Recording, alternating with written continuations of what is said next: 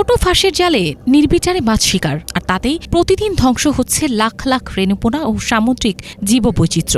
অবৈধ ট্রলিং ট্রলারের দৌরত্বে অস্তিত্ব সংকটে পড়ছে উপকূলের মৎস্য সম্পদ। তাই এসব ট্রলার বন্ধের দাবিতে আবারও রাস্তায় নেমেছেন প্রান্তিক জেলেরা। গভীর সমুদ্রে মাছ ধরার জন্য স্টিলের ট্রলিং জাহাজ ব্যবহারের নিয়ম থাকলেও গত কয়েক বছরে দেশের বিভিন্ন এলাকায় প্রায় ৩০০ কাঠের ট্রলারে অবৈধভাবে বসানো হয়েছে ট্রলিং সিস্টেম।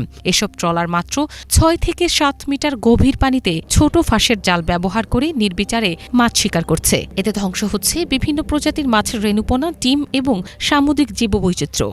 মহিপুর ও কুয়াকাটা এলাকায় এর আগে একাধিকবার মানববন্ধন করেও স্থায়ী সমাধান পাননি প্রান্তিক জেলেরা। গভীর সমুদ্র বন্দরে এরা না গিয়ে খুব কাছাকাছি সাগরে এই ট্রলিং ব্যবহার করার কারণে, ট্রলিং দিয়ে মাছ ধরার কারণে স্বাভাবিক জেলেরা বঞ্চিত হচ্ছে। সমস্ত মাছ ধরা নিষেধ, সেগুলো এই ট্রলিংয়ের মাধ্যমে ধরে এলাকায় ব্যাপক ক্ষতি হচ্ছে। কলাপাড়া মৎস্য অফিসার টাকা খায়, প্রতি মাসে ২ লক্ষ টাকা, প্রতিটা ইউনিটে ২ লক্ষ করে টাকা দেয়। তারা এই প্রোটোকল দিয়ে তারা মাছ ধরায় সাগরে। আমরা অবৈধভাবে এই ট্রলিং আমরা বন্ধ করতে চাই, প্রতিরোধ করতে চাই। একদম পুলিয়ার জাল টানে আমাকেও ক্ষয়ক্ষতি করে, অনেক জাল ফাল সিরিয়ালায় আর গুড়া মাছ ধরে এরা। আমরা একাধিকবার মানববন্ধন এবং বিভিন্নভাবে বিভিন্ন জায়গাতে আমরা বসে আসছি, কিন্তু এখন পর্যন্ত কোনো সমাধান আসেনি। এই ট্রলিং বন্ধ না যদি হয় তাহলে এই আশাখালী বাজার বা বাবলাতলা বাজার বা আরেকটা বাজার আছে, এরা নিশ্চয়ই যেতেছে। জেলেদের অভিযোগ, অভিযানে কয়েকটি ট্রলার থেকে ট্রলিং যন্ত্র অপসারণ করা হলেও এখনও অনেক অবৈধ ট্রলার অবাধে মাছ শিকার করছে। এতে ক্ষতিগ্রস্ত হচ্ছেন বৈধ পথে মাছ শিকার করা জেলে ও মৎস্য ব্যবসায়ীরা। গোপন ক্যামেরায় ধারণ করা ভিডিওতে এক ট্রলিং ট্রলারের মাঝে শিকার করেন। এভাবে মাছ ধরায় সামুদ্রিক মৎস্য সম্পদের বড় ক্ষতি হচ্ছে। যে ইলিশ মাছ আমরা আনেন, একটা ইলিশে ১ কেজি হয় বা আধা কেজি হইলেও ঠিক আছে, ৩ কেজি হইলেও ঠিক আছে, ৪ কেজি হইলেও ঠিক আছে, ২০ টাকা ২৫ টাকা ৩০ টাকা কেজি আমরা নিয়ে আর না কন আসেন না। আমি অন্য ৫ টন মাছ পাই না স্যার। হ্যাঁ, আমি ট্রলিং করছি তাহলে আমরা এটা আমার ব্যাপার করি। আমি আইনের শ্রদ্ধা করে আইনকে সম্মান করি।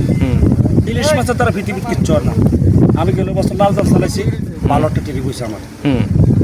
আমার মনে হয় যে সমুদ্রে যদি আমরা একটু বলেন, সমুদ্রে যদি সমস্ত ট্রলিং বন্ধ হয়, এই যে কাঠের ট্রলিং বন্ধ হইলে তাহলে আমরা লাভবান না আমরা ক্ষতিগ্রস্ত হইবেন? আমরা লাভবান ইলিশ দেশের বেশি থাকবে, ইলিশ বেশি থাকবে, বড় ইলিশ।